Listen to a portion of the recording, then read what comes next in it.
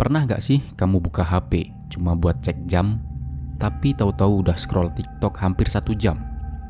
Kamu sadar waktu udah habis, tapi kepala malah makin berat, dan semua yang harusnya dikerjain justru makin terasa sangat jauh. Dan anehnya, setelah scroll berjam-jam, kita nggak benar-benar merasa puas. Justru lebih gampang capek, gelisah, dan sulit untuk fokus. Fenomena ini makin umum terjadi, dan ini bukan cuma soal kurang disiplin atau malas, tapi ada yang lebih dalam, yaitu ada sesuatu di dalam otak kita yang perlahan sedang berubah. Selamat datang di La Vida, bersama El di sini. Hari ini kita akan bahas sesuatu yang dekat, tapi sering kita abaikan, yaitu kenapa kita nggak bisa fokus. Istilah brain rot sebenarnya bukan istilah medis resmi, tapi istilah ini muncul dan digunakan luas untuk menggambarkan sensasi aneh yang muncul setelah terlalu lama terpapar konten instan, cepat, dan dangkal. Scroll terus-menerus, video lucu yang gak berhenti, informasi bertumpuk tanpa arah, semua itu perlahan membentuk satu kondisi. Otak yang lelah tapi gak bisa berhenti.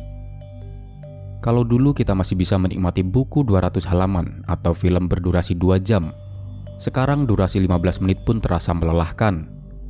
Dan lebih parahnya lagi, bahkan aktivitas biasa seperti makan, mandi, atau jalan kaki pun sering ditemani video pendek di tangan kita. Kita jadi butuh sesuatu terus-menerus, bukan karena bosan, tapi karena otak kita sudah kehilangan kemampuan untuk bertahan dalam kesunyian. Dan ini bukan cuma soal kebiasaan, ini soal bagaimana otak membentuk jalur baru, berdasarkan apa yang kita latih setiap harinya. Dopamin adalah senyawa kimia yang sangat penting dalam otak. Banyak orang menyebutnya hormon kebahagiaan, padahal sebenarnya dopamin itu bukan membuat kita senang. Ia membuat kita mengharapkan kesenangan. Itulah sebabnya dopamin sangat berperan dalam motivasi dan kecanduan. Konten-konten pendek yang kita konsumsi setiap hari dibuat secara sengaja untuk memberi dorongan dopamin kecil, cepat, dan bertubi-tubi. Setiap video baru, setiap swipe, dan setiap klik adalah sinyal ke otak bahwa ada hadiah kecil yang sedang datang. Ini disebut sebagai variable reward. Konsep yang sama digunakan dalam mesin judi. Kita nggak tahu video mana yang akan lucu, yang akan menyentuh, atau yang akan memancing emosi. Dan ketidakpastian itu bikin kita makin nggak bisa berhenti. Yang jadi masalah adalah dopamin kita terus dipakai untuk hal-hal instan, dan lama-lama sistem penghargaan otak kita jadi kurang sensitif terhadap kesenangan yang lebih pelan, lebih dalam, dan lebih tahan lama. Aktivitas seperti membaca, belajar, menulis, dan bahkan mengobrol tatap muka, semuanya jadi terasa datar.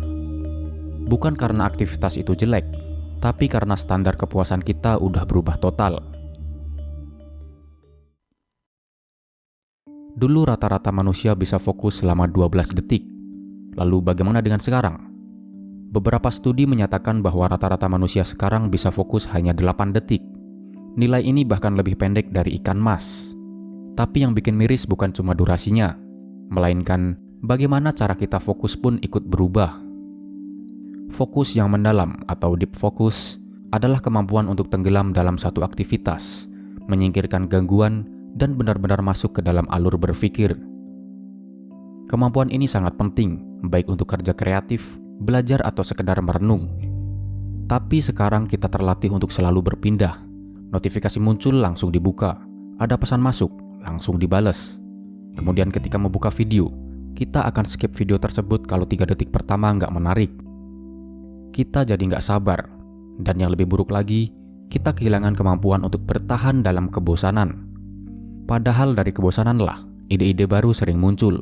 Dan juga dari ketenangan, refleksi diri bisa terjadi. Tanpa itu semua kita hidup dalam mode reaktif, bukan reflektif. Dan perlahan kita kehilangan arah tanpa menyadarinya. Dalam dunia neuroscience, ada istilah penting yaitu neuroplasticity. Ini adalah kemampuan otak untuk berubah, untuk membentuk ulang jalur sinapsis berdasarkan kebiasaan kita.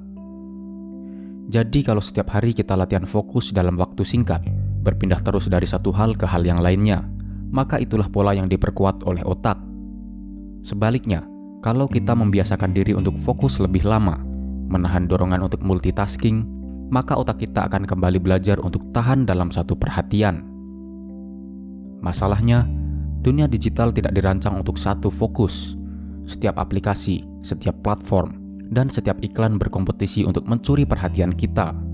Penelitian dari University of California menunjukkan bahwa multitasking digital berlebihan bisa menurunkan kemampuan kita untuk menyimpan informasi jangka panjang, bahkan bisa menurunkan IQ sementara hingga 10 poin.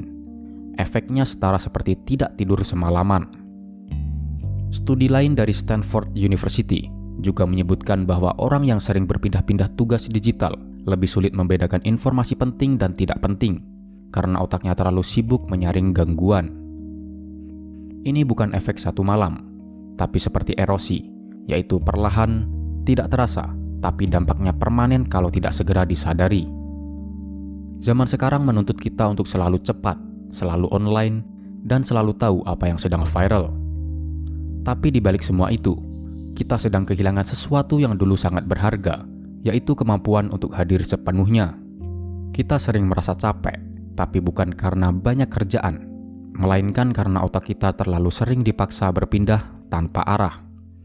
Kita merasa gelisah, tapi bukan karena ada masalah besar, melainkan karena kita tidak pernah diam cukup lama untuk benar-benar merasakannya.